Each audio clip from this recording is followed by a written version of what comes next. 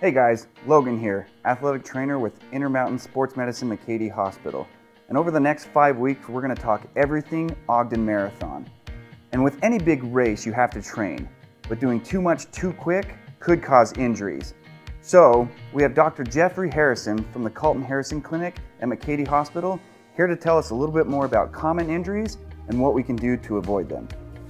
The most common injuries that I end up seeing is anterior knee pain or patellofemoral syndrome, or otherwise known as runner's knee. It's typically when people are running downhill.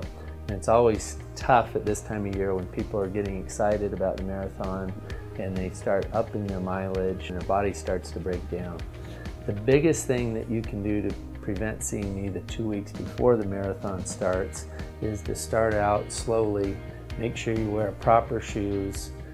If you are having knee pain, to get in with a therapist and have them look at your biomechanics and make sure that there's not a biomechanical situation that needs to be addressed.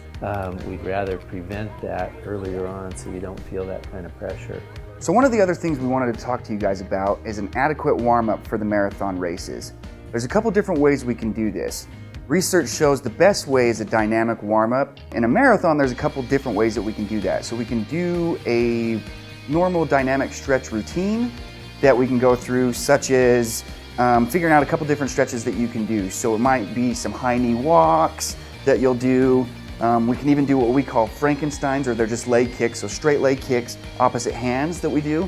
Okay, no matter what we're trying to do is we're just trying to ramp up that blood, get the blood flowing and get things warmed up.